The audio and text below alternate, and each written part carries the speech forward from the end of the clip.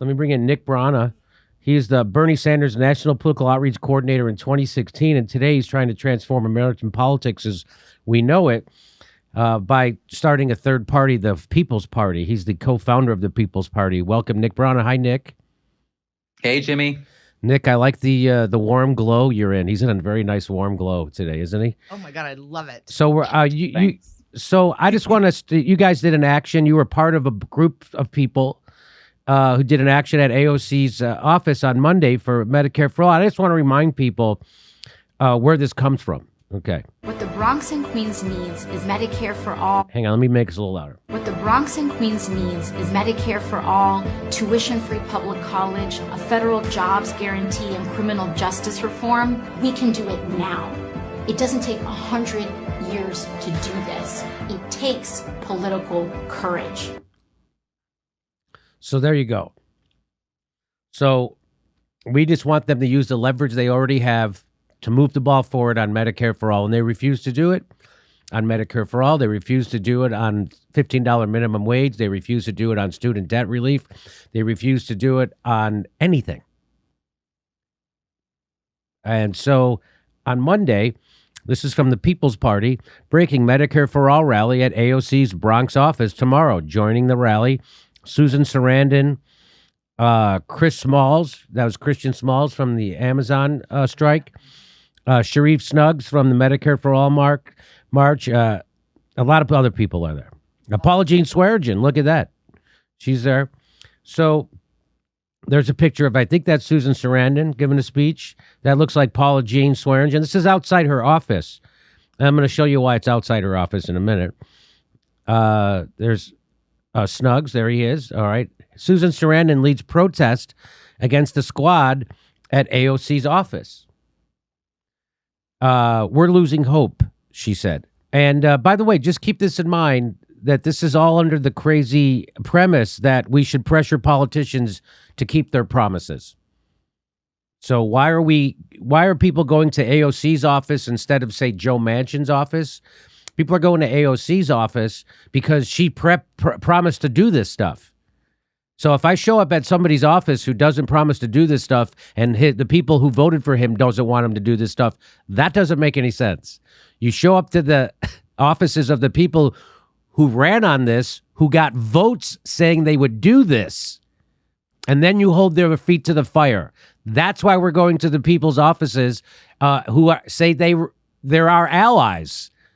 So we're coming to make a demand because they come to ask us for our votes and our money and our support. So we make a demand for that. And so now we're making a demand. So actor Susan Sarandon organized a demonstration outside the Bronx office of Representative Alexandria Ocasio-Cortez on Monday, reminding the progressive lawmaker that she had made a lot of promises to her constituency, but has failed to pull out all the stops. She hasn't pulled one stop. That is a very soft way to say it. Yes. That is the softest fucking way you could possibly say that. She has failed to pull out all the stops. She hasn't pulled out a stop. Not one. She has failed to pull out all the stops achieving her healthcare agenda. So why show up and soft pedal like that? I'm here to say to the squad, and especially AOC, who you know did make a lot of promises, we still have faith in you, and we would like to see if you have a better plan. Please share it. Of course, Susan knows she doesn't have a better plan, and she doesn't have anything to share. If there's a pathway you've got that we're not aware of, please share it, because we're losing hope that you represent us. I don't know if we're losing. I think people lost hope a long time ago. Like when she voted for the largest upward transfer of wealth in human history and then lied and said she didn't. I think that's when I lost my faith forever, right there. And then forced to vote when she lied about why she wouldn't do it. She didn't have a reason. They still don't have a reason. So the idea that you have to respect people who didn't agree with us on forced to vote, that they were acting in good faith, is not true. Not one of them has given, not one person who is against forced to vote has given a cogent reason, even Chomsky. There's no cogent reason why you would be against forced to vote. There's no logical reason. There's no consistent reason. There's no historical reason. There's no reason that makes any sense why anybody would be against forced to vote. I have yet to hear one. The crowd specifically gathered to protest, and I know that a lot of the people who were against forced to vote were against it in bad faith. People like Cenk Uygur and Anna Kasparian, people like Ryan Grimm, people who have MSNBC contracts, got outed as being bad faith actors. Who is the good faith actor? Who is the good faith actor who was out there demeaning the forced to vote? Who is the good faith actor? The crowd specifically gathered to protest against the apparent lack of action shown by the squad in expanding Medicare for all when roughly 30 million Americans lack health care. There's a lot more million than that, Salon. 80 million Americans are underinsured or have no insurance. Probably more now after COVID. And it doesn't even matter if you have insurance because you get insurance. I got to get a CAT scan. Mike, that's a $9,000 copay. Who has that money? Nobody. It's so difficult for people that are independent to get elected in the first place, Sarandon said, and then to see the very people that sponsored the bill not stand up for it is very disheartening. Again, I would say it's stronger than that. It's worse than disheartening. Throughout 2020, Congress passed a number of COVID-19 relief bills aimed at helping Americans during the pandemic, though none of these bills comprehensively expanded Medicare. No, but they did expand COBRA. And what does that mean? That means that it was a giveaway to the corporations that own our government. So they were able to help the corporations, but they weren't really able to help you. By the way, so here's when you guys showed up at her office on a work day that's not a holiday. This was the sign in the office. So you remember AOC started off her career by going to do a protest at Nancy Pelosi's office for a Green New Deal. That's all over because now people are going to her office to protest because she's not doing a goddamn thing. AOC is 100% sellout, and she's proven she's corrupt because she won't use her leverage. And she's doing it at the behest of her own career, which is corrupt. And here's what it said. It said, this office will be closed on Monday, July 26, 2021. We will reopen on Tuesday, July 27th, 2021. Please email with any requests for assistance. So they just happen to be closed that day. And here's what the People's Party said. To Alexandria Ocasio-Cortez, the squad, Pramila Jayapal, House Progressives, Bernie Sanders, and every member of Congress. Far too many who ran on election cycle promising to advocate for Medicare for all are not fighting for it as if our lives depend on it. They're not fighting for it as if they don't depend on it. We are in the middle of a pandemic and Democrats have full control of the House, Senate, and presidency, yet we continue to be the only rich country without a single-payer system. The majority of Americans want Medicare for all.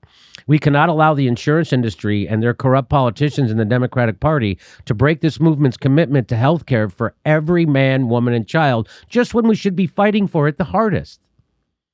So many of us have lost loved ones to this country's broken health system. So many of us suffer daily with conditions we can't get treated. So many of us are one accident away from bankruptcy or paying outrageous fees for insurance while not getting true health care. You campaigned on Medicare for all, but you didn't demand a floor vote on it when you had the power and leverage the speaker vote. You didn't demand that single payer be included in the pandemic recovery bill. You campaigned on Medicare for all, but you didn't demand a floor vote on it when you had the power. Oh, wait, did I just read this? Yes. Oh, no, I didn't. No, continue.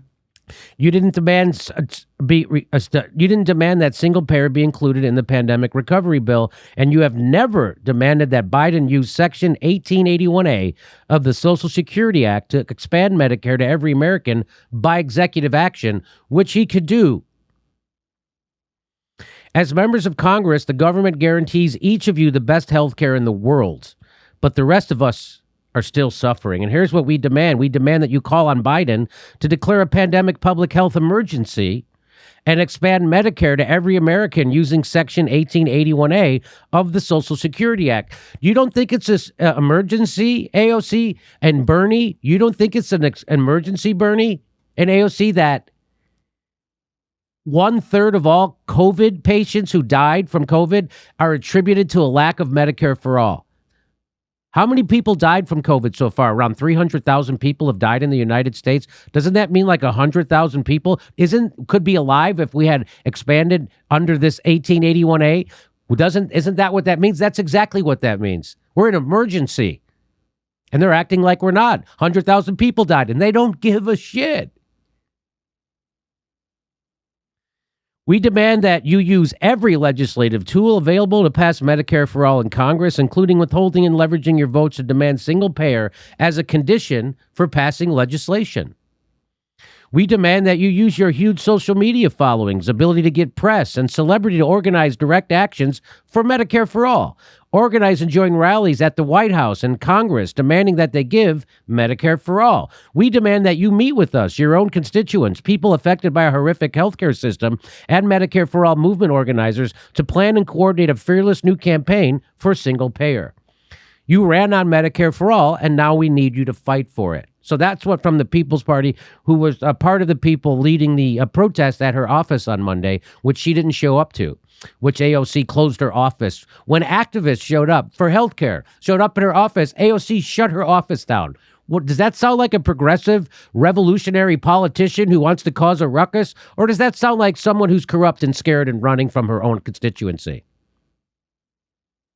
So here, I just want to show you this. What the Bronx and Queens needs is Medicare for all, tuition-free public college, a federal jobs guarantee, and criminal justice reform. We can do it now.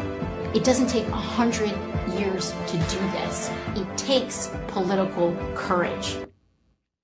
Doesn't take 100 years. It takes political courage. Here's what she said in another interview. In what you said earlier, too, I wanted to go back to what you said about our left party. We don't have a left party in the United States. The Democratic Party is not a left party. The Democratic Party is a center or center conservative party. We do not advocate for, we can't even get a floor vote on Medicare for all. Not even a floor vote that gets voted down. We can't even get a vote on it. So this is not a left party. There are left members inside the Democratic Party that are working to try to make that shift happen. But you're right, it does convey a certain sentiment about true believers. And there are a lot of true believers that we can capitalism our way out of poverty. In the Democratic Party. If anything, that's probably the majority. Right. And that's an area in which I agree with Dr. King, that assessment is flawed.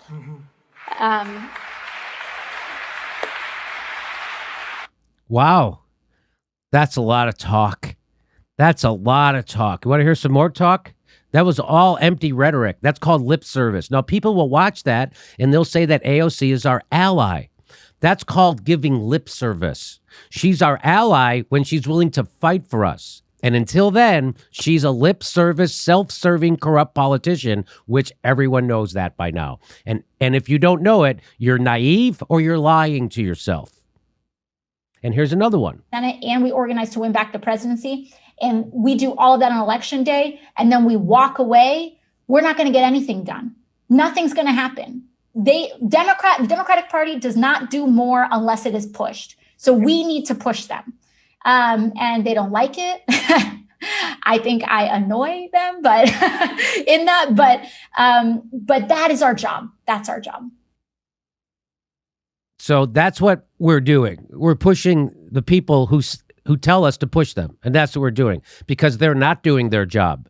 She's not pushing Joe Biden left. She's not pushing Nancy Pelosi left. She's not even showing up to Medicare for All rallies. She won't even tweet about it anymore. They're not even talking about Medicare for All. They're talking about access to health care like a regular shit-lib corporate Democrat who's an enemy of the people. So they're propping up the enemies of the people. They're voting for her is just like voting for Goldman Sachs because she supports Nancy Pelosi, who's owned by Goldman Sachs. And she won't oppose her. So you tell me, and of course I'm going to say it again, it is more deleterious to the movement to have progressives elected as Democrats in Congress.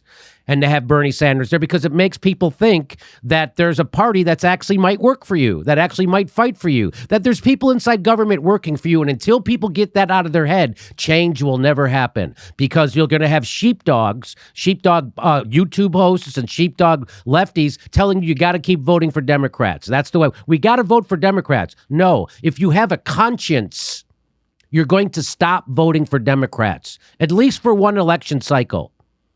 If you have a conscience, you'll do that. And if you keep voting for Democrats, you're part of the goddamn problem. And if you tell people to keep voting for Democrats, you're a bigger part of the goddamn problem. And you're naive. So let me bring in Nick Brana. Nick, tell me about the action you did on Monday. Who was there, and what do you want to tell me about it? Hey, Jimmy, for sure. It came on the heels of the March for Medicare for All, which turned out to be an enormous success. I mean, huge marches in many cities: Washington, D.C., Los Angeles, everywhere, Boston, everywhere, Chicago, Seattle. And so it was a huge success with no corporate media promotion. None. Just being smeared constantly by the same people who smeared Force the Vote, exact same people in outlets: Daily Beast, Ryan Grimm, Owen Higgins, and same people who smeared us, same people who smeared you, same people who went after them. It's amazing how these liberals always have complaints about people who are doing organizing, but never care enough to lift a finger to organize themselves. Yeah. So huge success. But one of the things that caught our attention was that not a single one of these damn Democrats in Congress who says that they support Medicare for All or signed on as a sponsor of Medicare for All had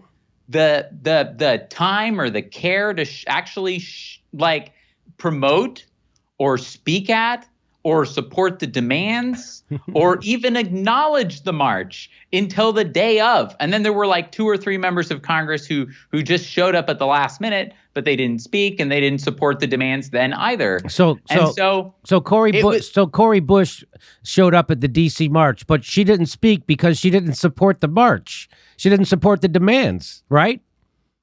None of them backed the demands, including Cori Bush, unfortunately. And so, it's like, and here we are being told by AOC during Force the Vote that we don't need a floor vote. The co-sponsor list tells us who supports Medicare for All, and it's like, well, anytime that it comes time to take action, whether it is forcing the vote, okay, when you can meaningfully advance Medicare for All in a way like in the biggest way basically ever with a floor vote, and they're nowhere to be found, or when you can actually introduce the Medicare for All bill before the stimulus negotiation, before the pandemic recovery bill negotiation, so that, maybe it might be on the table when you're negotiating the recovery for the pandemic. But they moved it from February. Jayapal moved it from February to March so that they could intentionally surrender their leverage. Yep. And then you have the March for Medicare for All, and they don't care enough to show up to that, like the vast majority of them, or to promote it in any way. So I think that says a lot about the authenticity of their support. It's not authentic. That's what they call lip service. It's like, well, if someone else fights for Medicare for All and it's easy for me to do it, and I don't have to risk anything for my career, and I don't have to cross anybody inside the party, and then maybe I'll vote for it. But other than that, I'm never going to do anything to lift a finger. But I will keep saying Medicare for All in my campaign commercials and on my campaign speeches. So I'll keep dangling that carrot out in front of the progressives so they keep voting for progressives to get back in Congress to do absolutely nothing except prop up that Goldman Sachs, Raytheon, Wall Street party, which is what the Democratic Party is. And we've been here before. In 2008, Barack Obama campaigned on single payer. That's right. And he came in with full majorities. And that time it was even filibuster-proof majority. That's right. And they still didn't manage to do it. And, you go back in the history of the Democratic Party, Nancy Pelosi, Jerry Brown, basically all these people support Medicare for All. So what the Democratic Party really does is Medicare for All is the carrot to get people to keep voting for it. But anytime it actually has the ability to implement it, they're nowhere to be found. They back away from it. They retreat to expanding Medicare or a public option. And now we're not going to get any of that. That probably won't even make it into the bipartisan bill, even going down to 60, as horrible as that is. I live in California, Nick. We have a supermajority legislature Democrat. We have Gavin Newsom as our Democratic governor. So they can do it, the Democrats, and they all run on Medicare for all, including the Speaker of the House or the Speaker of the Assembly's Anthony Rendon. And he said he was for single payer before Obamacare ever was even a thing.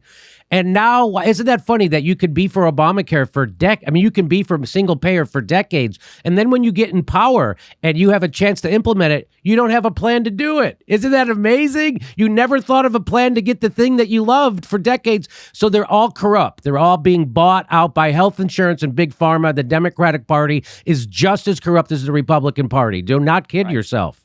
And in fact, it's worse, right? Because people think the Democrats are fighting for them. So people just sit back and let the Democrats not fight for them, and then nothing gets done. So what people need to realize is that the Democrats, in fact, are not fighting for them. In fact, they are just like the Republicans when it comes to all this stuff. And that until we get that out of our head, and until we stop hoping that until then, people will not make a direct action or a movement to get the single payer. And until that happens, until we do that, we're not going to get it.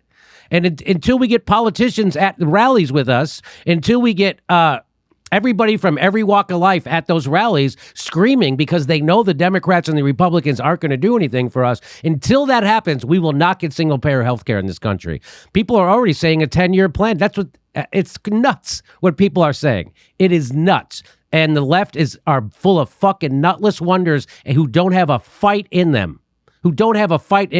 Bernie Sanders, and whenever somebody on the left gets a chance to interview somebody on the left, they don't ask them any questions that are relevant. They give them softball interviews. They're just sycophants like the Trump interviews were for Trump. They're just like Fox News for Trump. That's what the left YouTubers are for Bernie and the squad. They're disgusting. And so that's why we don't have any progress. And that's why people watch this show, because I'm telling the truth and I'm not pulling punches to protect my access to fucking politicians or my access to other journalists or whatever the fuck it is. Why Ryan Grimm has now been outed time and time and time again. The Intercept has been outed time and time and time again as being an enemy of the people, as being an enemy of Medicare for all, as running interference for politicians, and other YouTubers still fucking talk about that guy like he's a good journalist instead of an enemy of the progressive movement. And shame on those motherfuckers. And I'm calling them out. And we should all be calling them out because this is our desperate times. And those motherfuckers who are running interference for Bernie Sanders and Ryan Grimm and the Young Turks and all those pukes, those people have health care. Those people are millionaires, lots of them. Yeah. Ryan Grimm gets a six-figure, probably $500,000 a year from a billionaire to run interference to squash progressive movements. That's what Ryan Grimm gives. That's what the Intercept is doing right now. And fuck those other YouTube hosts who prop that guy up. Anything you want to add to this? I mean, everybody in Congress has the best health care in the world, $174,000 salaries, pensions they're working towards, after 5 years, lifetime pensions. And so, they don't have the same struggle that people outside do. And so you've had, in the past few months, AOC's in 2018, during her general election, she tweeted about Medicare for all 40 times. In the last 6 months, this year, during the Biden administration, only once. She's tweeted more about healthcare access. Just a few months ago, she was talking about how those Democrats who ran on Medicare for all did better than the ones who ran on the bullshit liberal weasel language of access. And so look how far she's come in just a few months. She's gone from Medicare for all to access to health care. She's 100% shit lib who supports Nancy Pelosi, and she doesn't support you. And any progressive hosts who don't call them out in no uncertain words like I am are fucking bullshitting you and running interference and keeping their access to politicians. And people see through it. And Bernie did the same damn thing. Bernie today gave an interview where he said that we got to expand Medicare access. And so he's back down to that place, So he's right where Joe Biden was. That's right. during the campaign. He's right where Hillary Clinton was when he was running against her. This is what the Democratic Party does to people. And this is why stop giving to the progressive Democrats and start giving to the People's Party, because we're actually organizing like these damn things. We helped out with this march a ton. That's right. Credit to the organizers, tremendous job. We helped out with Force the Vote a ton, so that there was no other major national organization. We were the first major national organization signed on March for Medicare for All. We were also the only major national organization that signed on to Force the Vote. So that's the impact that we can have as an independent party that is fearless and is not actually accountable to the Democratic Party, or is not some just like attaché group orbiting around it for its money and raising money off of AOC.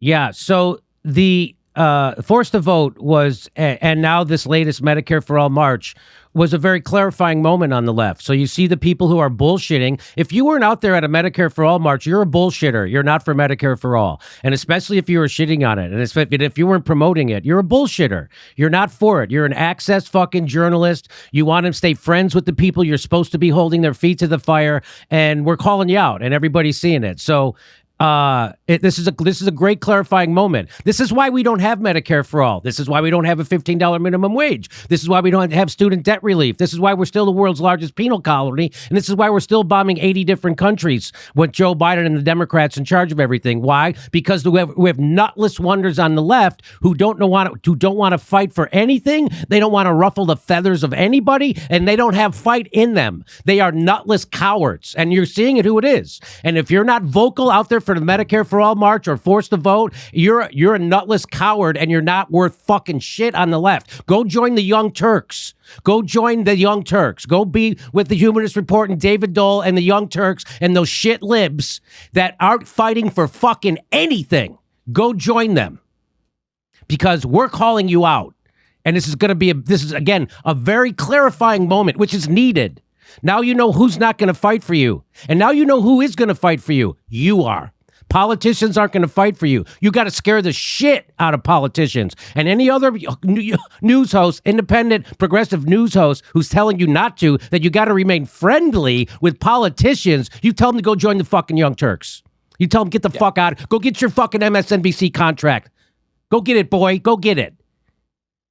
Anything Go ahead. How can you have 100+ fucking Democrats sign on to Medicare for All, and not a single one of them can find the time to get out for a march that was organized literally for 5 months about Medicare for All? It's unbelievable. And they can't even bring themselves to push Biden to use Section 1881. This is incredible, because I don't think nobody had really brought attention to this until the march. And until we did the action at AOC's office just this past Monday with Susan Sarandon, Paula Jean, everyone, Section 1881 was used in the past in 2010. It was part of the ACA, and it was used to expand Medicare to the town of Libby, Montana. And so there is a town in America, one town, that has Medicare for All after a mining accident poisoned the air. And so the way to do it, written into the law, is that it can be done through executive authority when there's an executive declaration of emergency, public health emergency. And so Joe Biden right now, he doesn't have to wait for Congress. He could himself declare a national public health emergency, because there is as one, a result of the coronavirus pandemic, and extend Medicare to every man, woman, and child in the country. And the squad, the progressives, Jayapal, who put forward the very bill that is for that, won't even call on him to do it. They won't even say, hey, Joe Biden, you should do that. What a failure the Justice Democrats are. What a failure it is for people to tell you to keep donating to them and voting for them. Anybody tells you to keep donating to them or voting for them is a failure, who doesn't understand politics, or is naive, or is protecting their access to those same politicians like Ryan Grimm and running interference.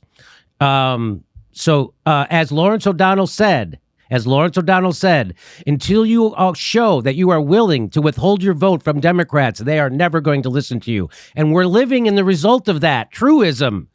We have, goddamn it, they have a majority in the House, majority in the Senate. We have the goddamn White House, and you haven't gotten fucking anything. Nothing.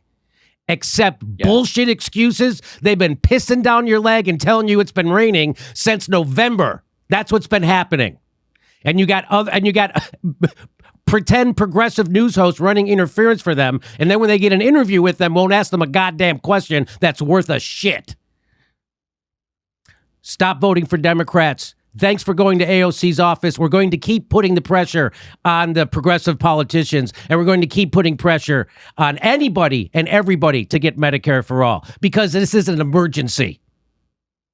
Okay, over to Steph. Right. I have a quick question for both of you. What's the question? Was it, I'm curious, when Nick went to that event at AOC, did he care that people weren't in the Democratic Party or Republican Party? Was that a problem? Oh, you for mean him? the people the people who were with you who were protesting? You didn't ask them what party they were in, right?